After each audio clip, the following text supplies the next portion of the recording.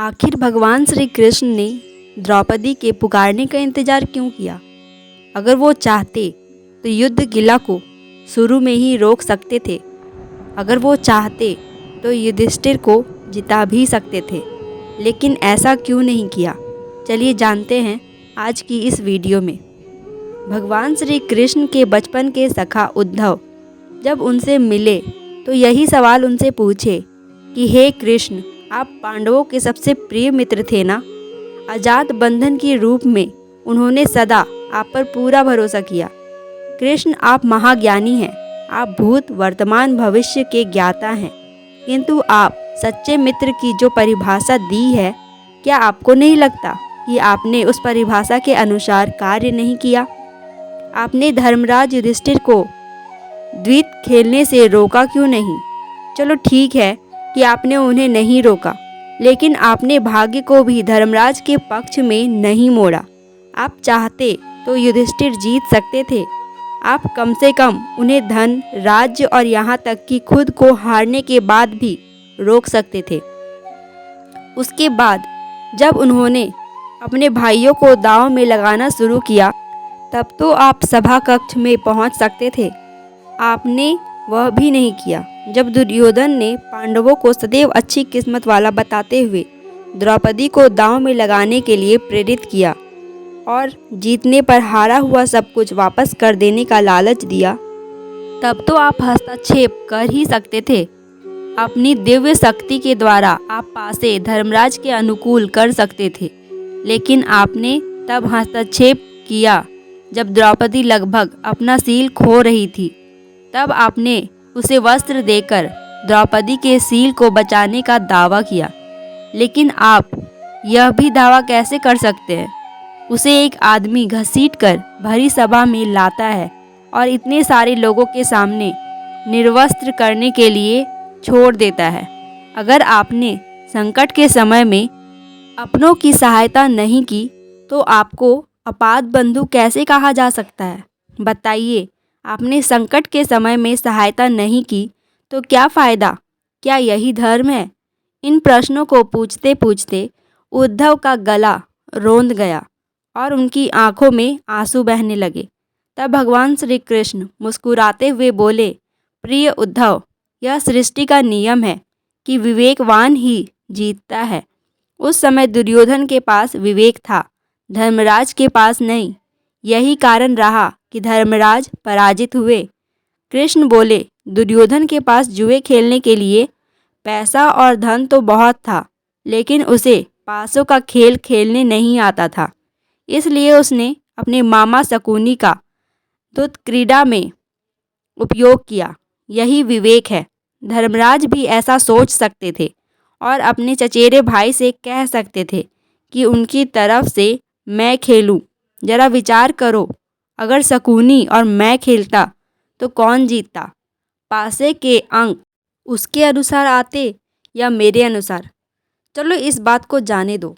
उन्होंने मुझे खेल में शामिल नहीं किया, इस बात के लिए उन्हें क्षमा किया जा सकता है, लेकिन उन्होंने विवेक शून्यता से एक और बड़ी गलती कर दी, और वह यह कि उन्होंने मुझसे प्रार्थना की कि मैं तब तक सभा कक्ष में ना आऊं जब तक कि मुझे बुलाया ना जाए, क्योंकि वो अपने दुर्भाग्य का खेल मुझसे छुपकर खेलना चाहते थे।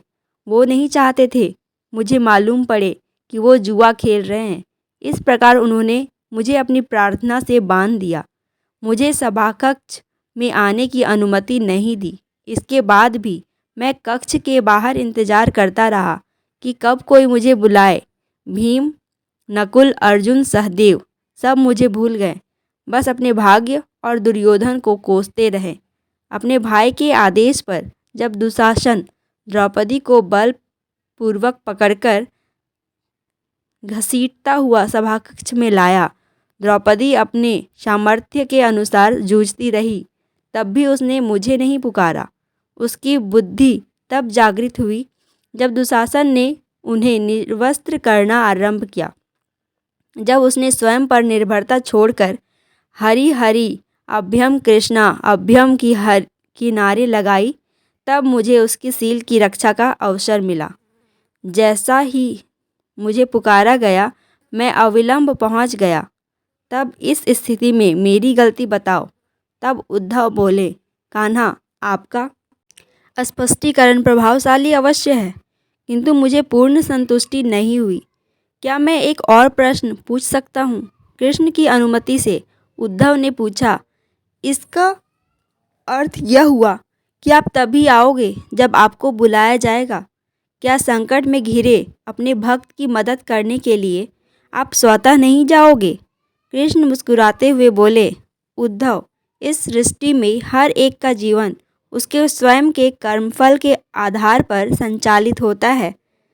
ना मैं इसे चलाता हूँ और ना ही मैं इसमें कोई हस्तक्षेप कर सकता हूँ। मैं एक साक्षी हूँ। मैं सदैव तुम्हारे नज़दीक रहकर जो हो रहा है उसे देखता हूँ। यही ईश्वर का धर्म होता है। उलाहना देते हुए उद्धव ने पूछा, वाह वाह, बहुत अच्छे कृष्ण। तो इसका अर्थ यह हुआ कि आप हमारे समीप खड़े रहकर हमारे सभी दुष्कर्मों का निरीक्षण करते रहेंगे। हम पाप पर पाप करते रहेंगे। आप हमें साक्षी बनकर देखते रहेंगे। आप क्या चाहते हैं कि हम भूल करते रहें, पाप की गठरी बांधते रहें और उसका फल भुगतते रहें? तब भगवान श्री कृष्ण बोले, उद्धव, तुम शब्द के गहरे अर्थ को समझो। जब तुम समझकर यह अनुभव कर लोगे कि मैं तुम्हारे समीप साक्षी के रूप में हर पल हो, तो क्या तुम कभी गलत या बुरा कर सकोगे? तुम निश्चित रूप से कुछ भी बुरा नहीं कर सकोगे। जब तुम यह भूल जाते हो और यह समझने लगते हो कि मुझसे छुपकर कुछ भी कर सकते हो, तभी तुम कठिनाइयों में फंसते हो। धर्मराज का ज्ञान यह था कि उसने माना कि वह मेरी जानकारी के बिना जुआ खेल सकता है।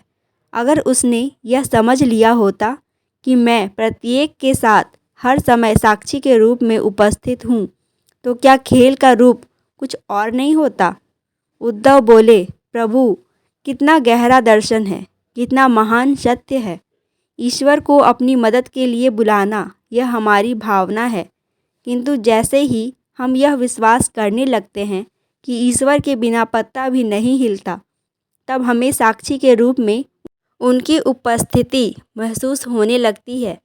गड़बड़ तो तब होती है जब हम इसे भूलकर संसारिकता में डूब जाते हैं। तो दोस्तों, हम सबको भी कुछ गलत करने से पहले एक बार ज़रूर सोचना चाहिए कि ईश्वर हमारे साथ हैं, कोई देख रहा है और हमारी आत्मा को भी परमात्मा का अंश माना गया है। तो कुछ गलत ना करें। कुछ गलत करने से पहले एक बार ज़रूर सोचें। अगर आप यह सोचकर अच्छा काम करते हैं तो आपका काम ज़रूर सफल होगा।